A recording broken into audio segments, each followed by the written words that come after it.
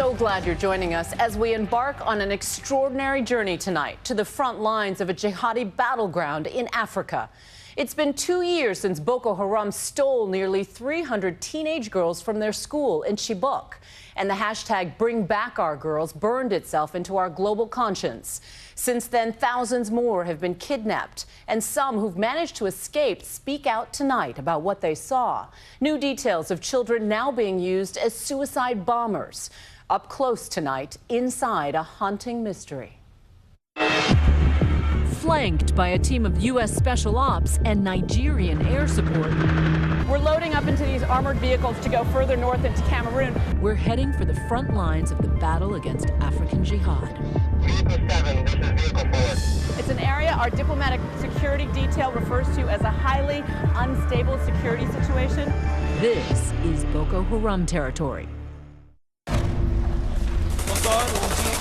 The Islamic terror group made themselves known to the world 2 years ago, kidnapping nearly 300 girls from their school in the Nigerian town of Chibok. I abducted you girls. I will sell them in the market by Allah. Well, I would tell you it's a tragedy. It's a tragedy that young women are kidnapped. It's a human tragedy.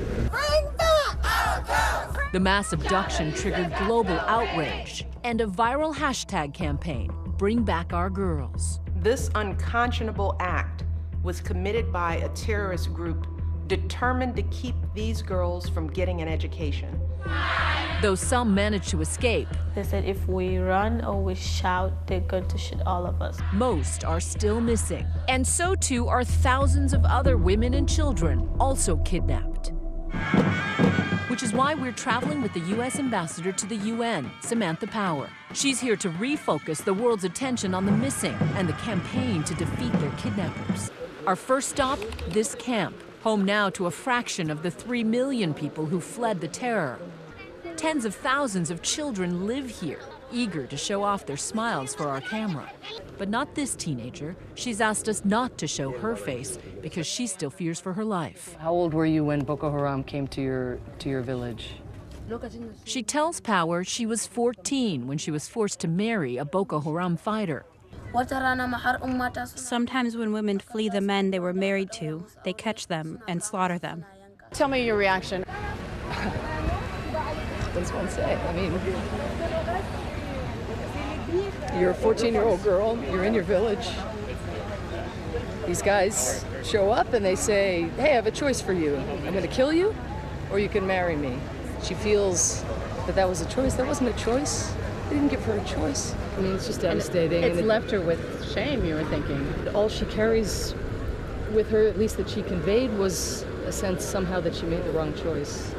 Even after being rescued and returned to their families, they face stigma from their own communities. Boko Haram destroy places. They are destroyers, and they destroy life. When you talk to these kids, they all have the same story. Their families were driven out of their villages in the middle of the night, often witnessing their parents be killed, and then fleeing for days into the forest before arriving at a camp like this. We hear heartbreaking stories of sexual slavery, forced marriages, forced conversions, and senseless killings. They showed a gun and said, whoever holds the Bible, we slaughter them. And whoever goes to church gets the same thing. This woman tells us how 6 Boko fighters slit her father's throat and cut out his tongue before her very eyes. Children like these are not just victims, they're now being used as weapons. Boko Haram turning kidnapped boys and girls into suicide bombers. Often the reporting treats it as if it's somebody who willingly strapped on a suicide belt, right, and somehow reading her Quran and decided this was the thing to do, but this is what consent looks like. Right. When you're 14. When you're 14. You know, there are reports of 8-year-old children, suicide bombers, and it's being treated sometimes as if they're willful suicide bombers. Instead, the child bombers are brainwashed into thinking it's a direct path to God, or coerced, or drugged, or remotely detonated. Of the 151 suicide attacks in the region last year, 1 in 5 were children. And 75% of those bombers were girls, turning women and children once seen as innocent into potential threats. Many of them don't even know what they are carrying. Some that I know are already dropped. The African generals who are waging this war have pushed Boko Haram back. But at this high-level security briefing, we learned the terror group is now using new tools and tactics. From suicide belts to a new kind of IED, birds being used as bombs.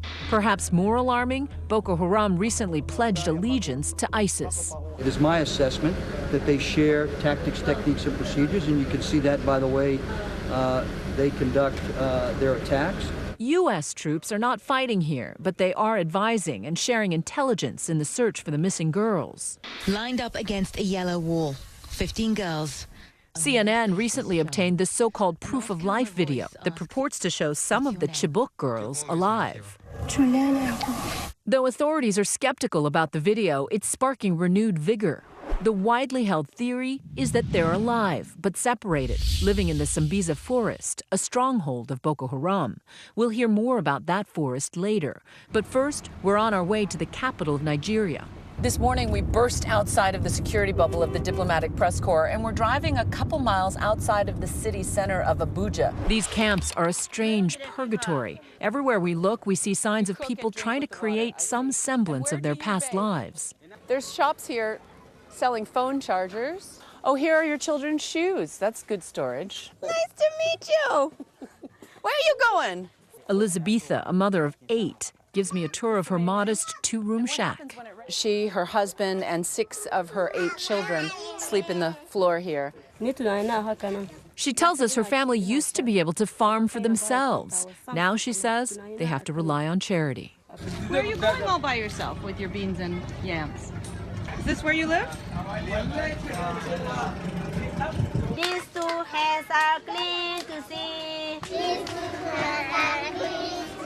Here, the sing-song of nursery students is not just heartwarming, it's an act of defiance.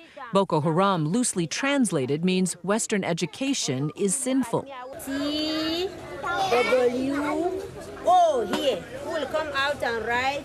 So far, they've destroyed 900 schools, targeted and killed 600 teachers, according to Human Rights Watch. And teaching them English for the whole subject. Many of these students were just toddlers when their families were forced on a perilous trek for days, no food, no water, through the mountains to safety. So do you think that these children will grow up to fight Boko Haram? They will fight Boko Haram when they're grown up. Yes. Suddenly, a phone call. Yeah? An urgent update about 2 women we've been planning to meet, both of whom say they managed to escape Boko Haram. We just got word that one of the women who was supposed to come down, who's pregnant, she died. I just